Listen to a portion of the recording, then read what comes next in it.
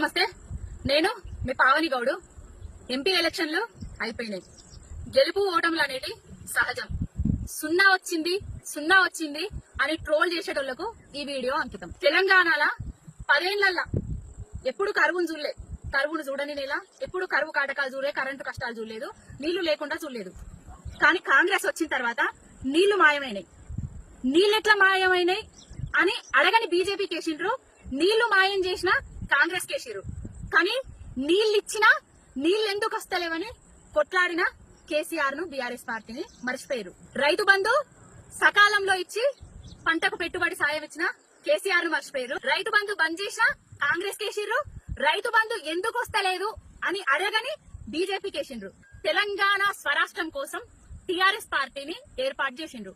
ఏర్పాటు చేసినప్పుడు ఈ బక్కోనికి ఏం శాతం అవుతుంది, తెలంగాణ అని తిరుగుతాండు, మగల పుట్టింది పుబ్బల పోతది అని ఆయనను మస్తు మంది మాట్లాడిండ్రు, ఎగతాళి చేసిండ్రు. కానీ ఆ ఎగతాళులు, ఆ మాటలు ఎవ్వి పట్టించుకోకుండా ఒక్కడే బక్క పలచని వాడు శూన్యం నుంచి సునామీ సృష్టించి తెలంగాణను తీసుకొచ్చిండు.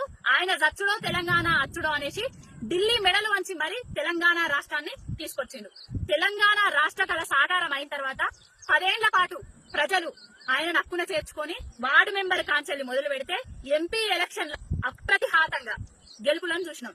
కానీ ఎన్నడూ కూడా ఇట్లాంటి ట్రోలింగులు చేయలేదు, ఇట్లాంటి మాటలు మాట్లాడలేదు, సోషల్ మీడియాలో దుష్ప్రచారాలు చేయలేదు, దాడులకు కూడా పాల్గొనలేదు. తమిళనాడు ఓటర్లు తమిళోళ్లకు, ప్రాంతీయ పార్టీ వాళ్లకు ఓట్లేసిర్రు, గెలిపించుకున్నారు. ఆంధ్ర ప్రజలు ఆంధ్ర ఓడికి, ప్రాంతీయ పార్టీకి ఓట్లేసుకున్నారు, గెలిపించుకున్నారు. కానీ తెలంగాణలో ప్రాంతీయ పార్టీ అద్దని జాతీయ పార్టీలకు, 2 జాతీయ పార్టీలకు సగం సీట్లు ఇచ్చిండ్రు. కేసీఆర్ గారు గనక ఇక్కడ ఒక 5-6 సీట్లు గెలిచినా కూడా ఇప్పుడు చంద్రబాబు పని కట్టమైపోయింది అన్నారు. చూడుర్రి, చంద్రబాబుకు ఒకప్పుడు మోడీ అపాయింట్మెంట్, అమిత్ షా అపాయింట్మెంట్ కూడా దొరకలేదు. ఇప్పుడు చంద్రబాబు నాయుడు పోయి మోడీ పక్కన కూర్చుంటాడు. ఎందుకంటే వాళ్ళకు ఓట్లు వచ్చినాయి, సీట్లు వచ్చినాయి, వాళ్ళకి కావాల్సింది సీట్లు, వాళ్ళకి కావాల్సింది కుర్చీ. ఈయనుంటేనే ప్రభుత్వం ఉంటది కదా, అందుకే పక్కన కూర్చుంటాడు. తమిళనాడు స్టాలిన్ పోయి రాహుల్ గాంధీ పక్కన కూర్చుంటాడు. వాళ్ళు వాళ్ళ ప్రాంతానికి కావాల్సినవి కొట్లాడి తెచ్చుకుంటారు. మన ప్రాంతం కోసం ఎవరు కొట్లాడతారు? ఇది ఒక్కటి ఆలోచించిరా? వాళ్ళ పార్టీల లైన్లు దాటి మన కోసం కొట్లాడతారా? మన ప్రాంతం కోసం కొట్లాడతారా? మాకు ఇది కావాలని అడుగుతారా? చూద్దాం. సున్నాలు వచ్చినాయి అని కొంతమంది సన్నాసులు ట్రోల్ చేస్తున్నారు. సున్నా నుంచి సునామీ సృష్టిస్తాం, అది మాత్రం మర్చిపోకుర్రి.